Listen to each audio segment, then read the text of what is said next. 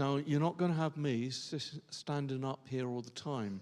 In actual fact, I have asked for a recording for today's reading because I didn't think it was fair to ask anyone to read this because there are a lot of names in there.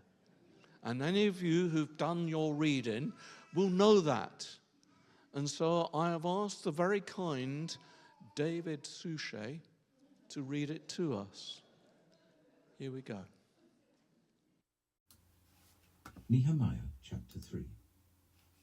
Eliashib, the high priest, and his fellow priests went to work and rebuilt the sheep gate. They dedicated it and set its doors in place, building as far as the Tower of the 100, which they dedicated, and as far as the Tower of Hananel.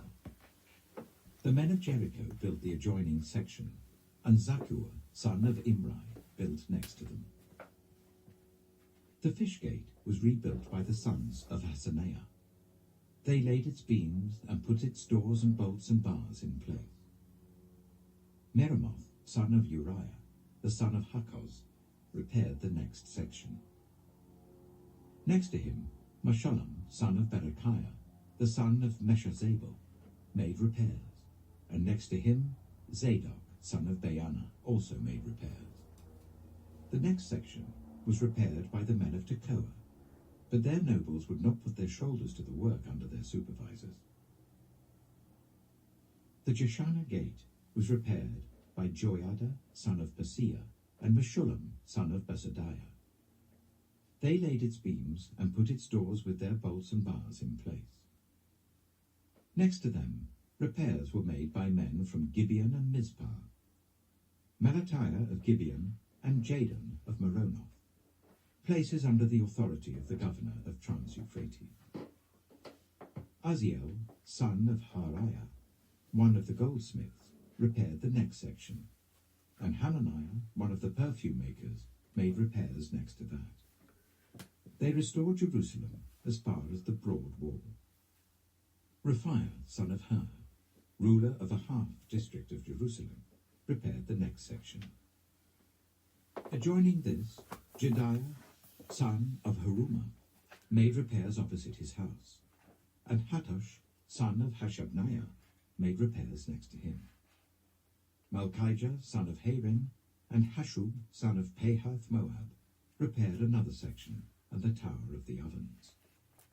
Shallum, son of Halohesh, ruler of a half-district of Jerusalem, repaired the next section with the help of his daughters. The valley gate was repaired by Hanon and the residents of Zanoah. They rebuilt it and put its doors with their bolts and bars in place. They also repaired 1,000 cubits of the wall as far as the Dung gate. The Dung gate was repaired by Malchijah, son of Rechab, ruler of the district of Beth-Hakerem. He rebuilt it and put its doors with their bolts and bars in place. The fountain gate was repaired by Shallum, son of Kolhose, ruler of the district of Mizpah. He rebuilt it, roofing it over and putting its doors and bolts and bars in place. He also repaired the wall of the pool of Siloam by the king's garden, as far as the steps going down from the city of David. Beyond him, Nehemiah, son of Azbuk, ruler of a half-district of Beth-Zur, made repairs up to a point opposite the tombs of David, as far as the artificial pool and the house of the heroes. Next to him, the repairs were made by the Levites, under Rehum, son of Bani.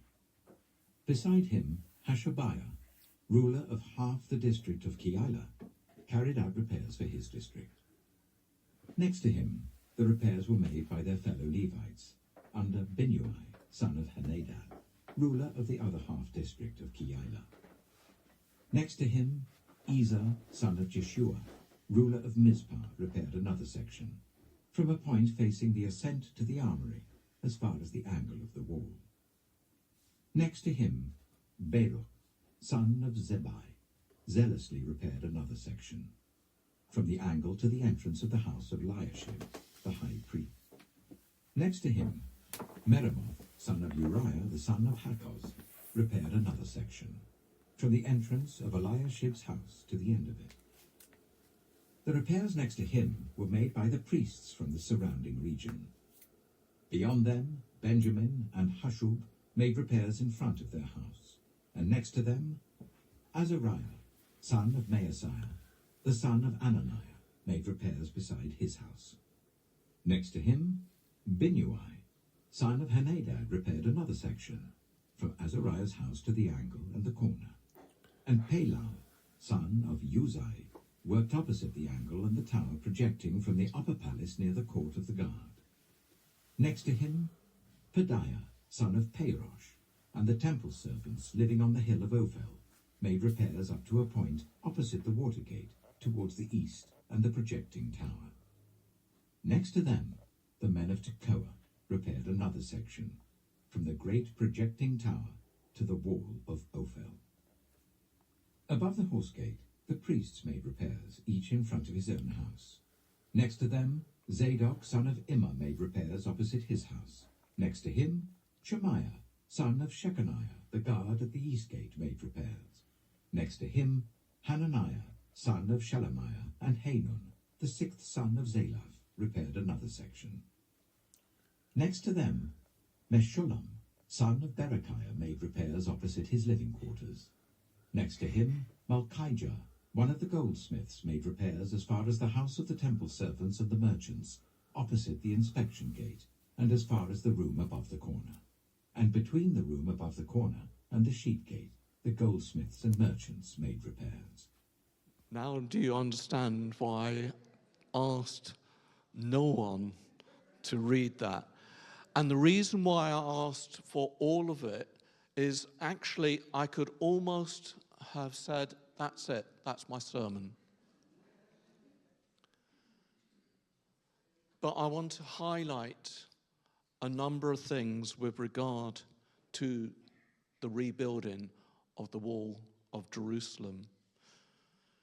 Aren't we fortunate, and this is a plug, aren't we fortunate that we got mobile phones, those of us who have mobile phones, that can read the scripture to us with difficult names like that, which we would probably take an age, we would probably mispronounce or think, did I say this right? And if you have a mobile phone that has Bible apps, something like Bible Gateway or the Bible, please make use of it. They can be a blessing. It can take away some of the stumbling that one might have trying to read a passage that yet says so much.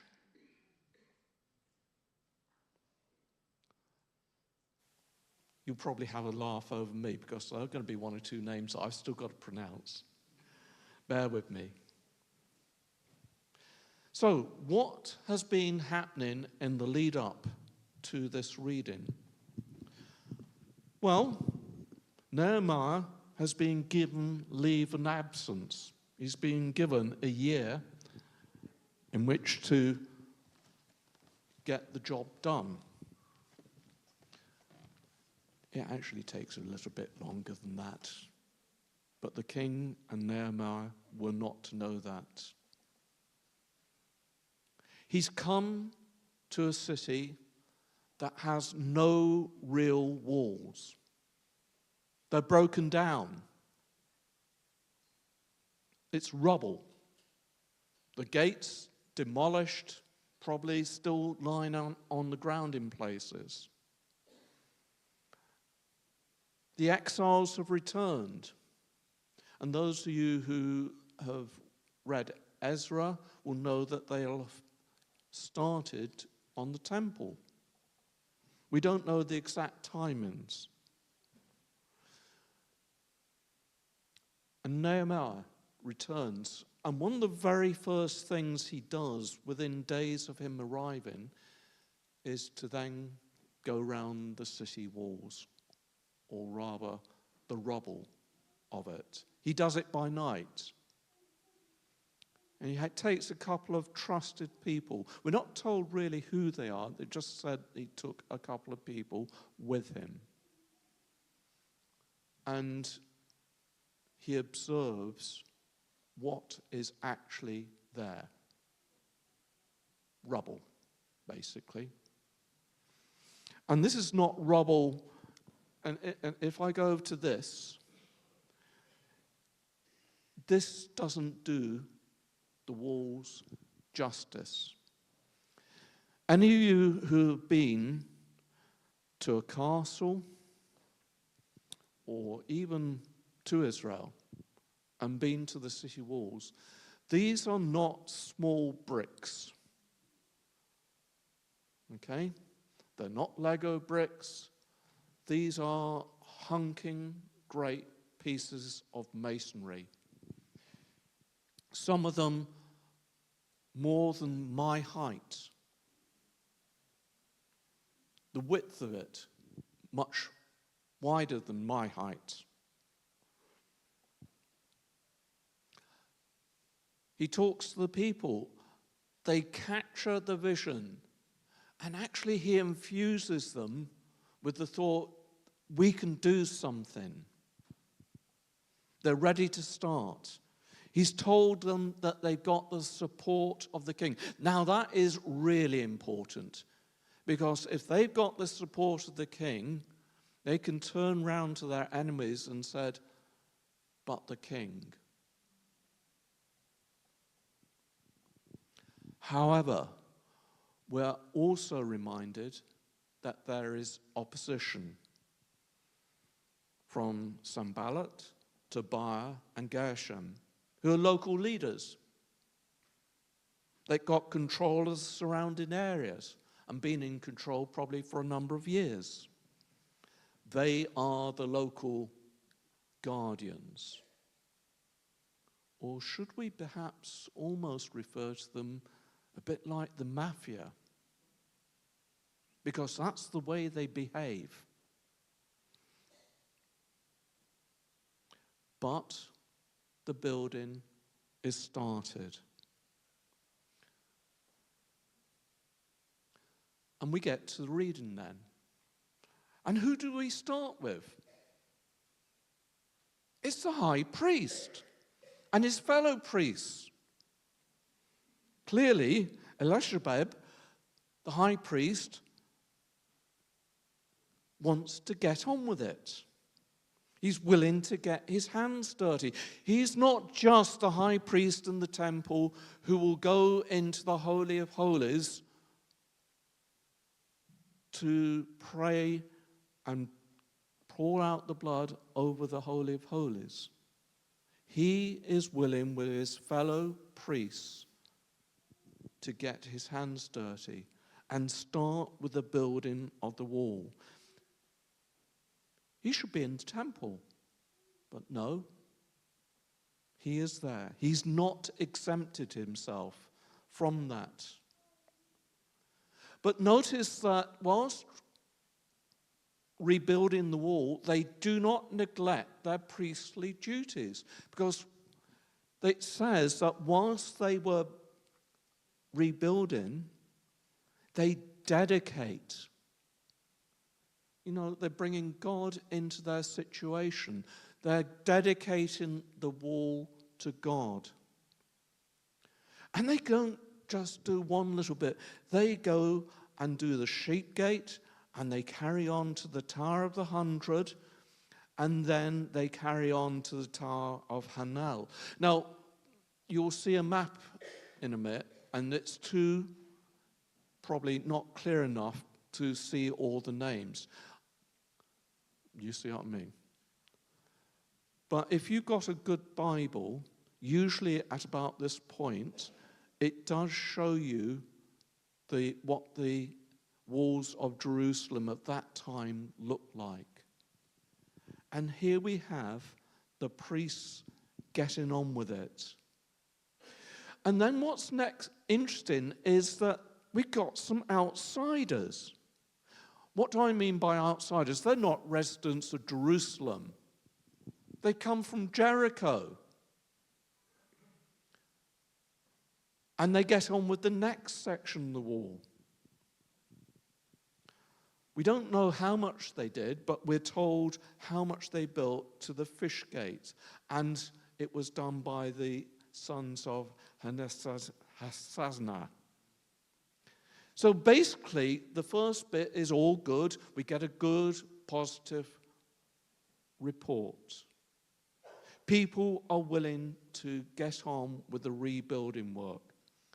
So far, so good. And then we get that little bit that says, but some of the nobles were not willing to take part. And this is interesting because we see the high priest and his associates getting involved. And the nobles, the aristocracy, we're not sure exactly who it is, but they're probably returnees who probably came from a royal background or considered nobles, descended from nobles during the time of the last king.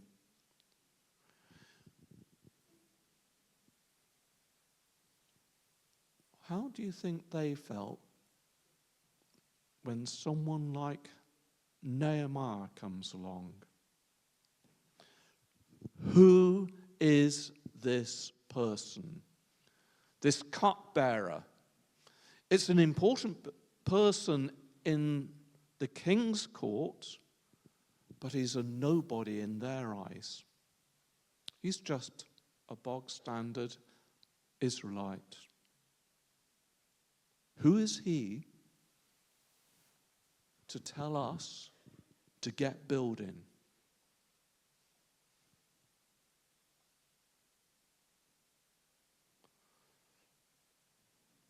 And then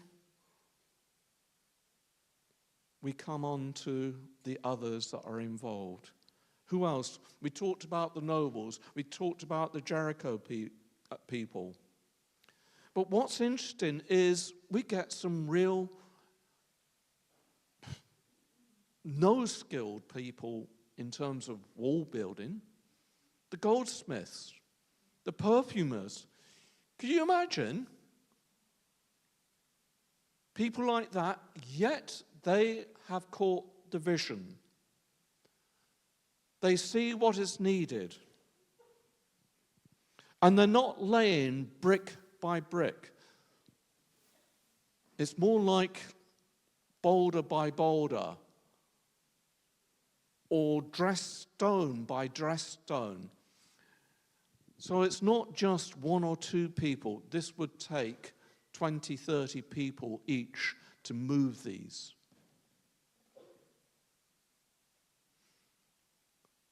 And so the building starts. Building a wall that's going to be 8, 10 feet thick. And they're getting the foundations. Are you hearing me? It's the foundations are being laid. They're probably raising it just above ground level. And look, even the women get involved. Verse 12, we see that the daughters of the city councillor is involved. Now, when we hear women talked about in the Bible, in the Old Testament, we should be taking note. Because when women get involved and talked about in the Old Testament and sometimes in the New, it is highlighting something special. Think about some of the people that we know already in the Old Testament. Sarah, the wife of Abraham. She was the mother of Isaac. Bathsheba, the mother of Solomon. Some don't have such a good reputation. Think of Jezebel, the wife of Ahab. She had a very poor reputation. No more, this is not about her. But whenever a woman gets mentioned, This is a significant event. The women are involved. You're hearing this? This is not a men-only job. And look at the detail they go into. Like in verse 14, they talk about the actual doors. And it's not just a door like the door over there or the door at the back. They're talking about the detail of the doors, the bolts, the hangers, the reinforcement to this. They are being dealt with probably by skilled people. All right? It does take skilled people as well. And then we got the temple workers involved. It mentions in verse 17 the Levites helped with the rebuilding of the walls. Now, these are the people who are normally serving in the temple. Again, you could say, well, shouldn't they be exempt? They're involved with the temple worship. But no, they help. As a sideline, probably there are some still involved, ready, available to do the daily sacrifices of what was needed within the temple. But the Levites got involved. And there's more than one group of Levites. We see it in verse 18. And as I said, I could have just said this Bible reading has said it all. But I'm trying to emphasize a number of things here. People from different backgrounds getting stuck in. They would have been differently dressed. Some more ornately than others. Now, the high priest wouldn't have been wearing his high priest robes, which he would have used when actually doing his duty as a high priest, but he would still have had priestly robes. So would the perfumers. So would the goldsmiths. They wouldn't be, excuse me, this is probably an unpolitical word, a navvy. The navvies were the people who did the dirty work. In the old days, they were the ones who built the railways. They were the ones who did the general building, like the roads. They didn't have a B&Q just down the road to get their outfit. They probably just got on with what they were wearing. They were willing to get themselves dirty in more ways than one. And notice how the people taking part in the building work were often located by the wall itself. That's an important thing. It says two things. The first thing is, yeah, they're next to the wall. But secondly, they have an incentive to build the wall. Because if they don't build the wall next to them, how are they going to be protected? There is that incentive. And that's a good incentive. Don't take this wrong. This is a good incentive. They see the need. They've said yes to Nehemiah in the previous chapter, but they see the incentive that if this wall gets built, we are protected as well. Their lives depended on it. More about that in next week's sermon. But notice that in verse 22, priests from outside the city came in to do the building. Now, priests and Levites didn't all live in Jerusalem. Those of you who know your Old Testament, particularly when Moses was given instructions as to where they were to live, which were the cities of refuge, they went and lived there. So they were still going back to the places where they were ordained to be. Not ordained as priests, but that was where they were supposed to be located. But they came in and they got involved in the rebuilding work. So it wasn't just people of Jerusalem, it was the people from outside, the people of Judea, and those that were left over from the tribes of Israel. They wanted to see a temple not threatened with destruction. They wanted to see a city safe and sound. A place safe to go and worship. And what is this passage saying? People are important. No matter what level of life they served, be they the high priests or the daughters or the counselors, the parvenus, the goldsmiths, they got stuck in.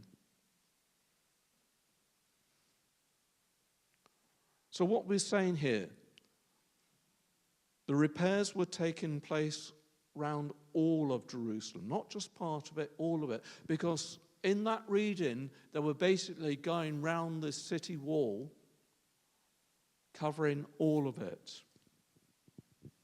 Virtually everyone in the city also got involved. The only exception were the nobles. And as I said, people are important. Notice how many names got mentioned. If people weren't important, those names wouldn't have got mentioned. But notice that it does not say the work got completed. What it is saying is this is the people that have caught the vision and have got on with rebuilding the wall all the way round. And it didn't matter what their skills were, they got on with it. And finally, it drew the people together. And so what does this mean for us? Well, first of all, and this has already been said, I want to say thank you to all those who are involved on a Sunday. The worship team, people like Chris and Pam today. The stewards, the people running Ichthus and Kingdom Kids, they're volunteers, as is everyone so far mentioned. What about those who serve tea and coffee? If you went out there and had no one to serve you tea and coffee, I know what would be happening. There'll be a lot of grumbling. We should be grateful that we've got people willing to volunteer to do even that sort of thing. What about the people who help in the office? People like Oliver and Daniel, and people like Bob and others that come in to help with Naomi and the other work within the church. And then during the week, volunteers that come to help with the Vine, with Friendly Club, the Girls Club, and Alpha at the moment. What about those who get involved in the monthly outreach that takes place on the first Saturday? We heard it was being advertised. Next Saturday, they'll be meeting. And those involved with linkages with our missionaries abroad. Yeah, there are people volunteering to help even there. And then there are those who help with the pastoral support, the unsung heroes, who don't get seen what they do, but do a vital work. And that's not to say that we're doing it perfectly. We're not. I'm conscious that we're only scratching the surface there. And we need to consider those, and I know there are, housebound. And maybe those who have a pastoral need but haven't actually mentioned it.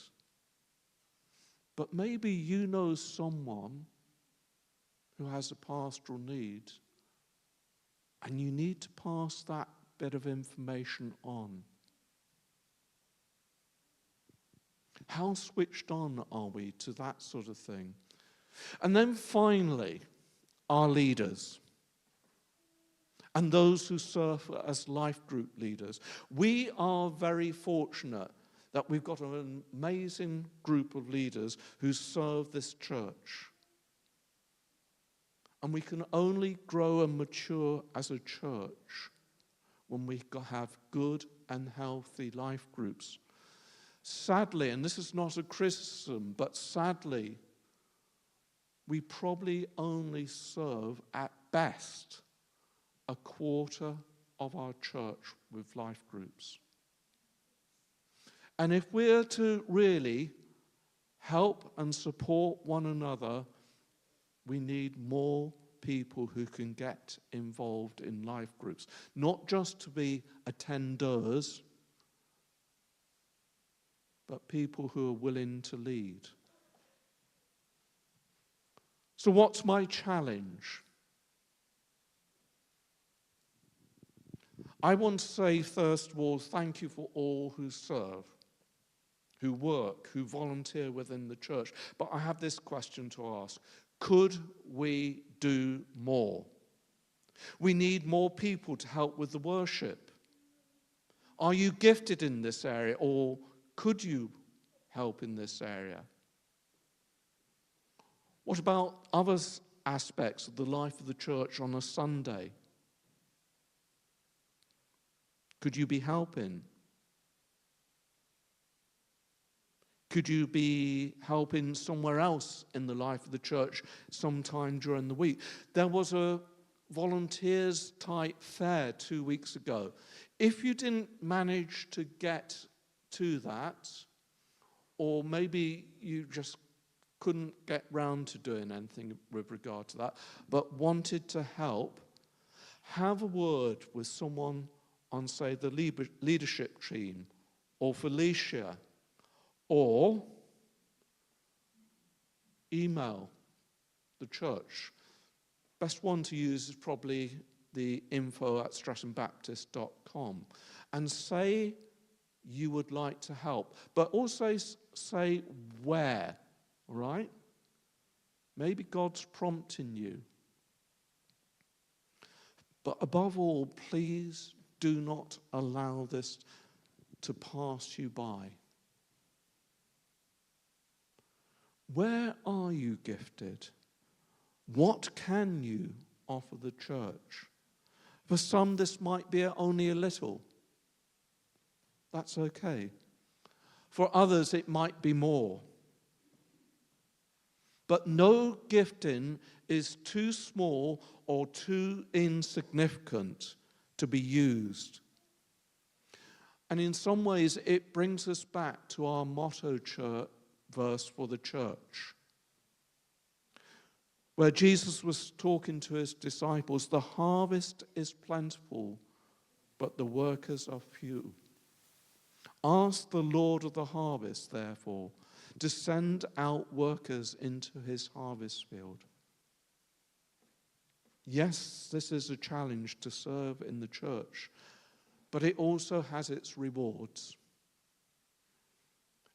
It gets people to start using the gifts they are using. It brings people together.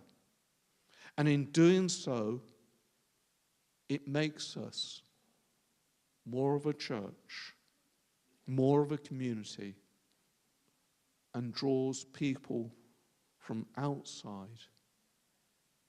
into the church. Amen.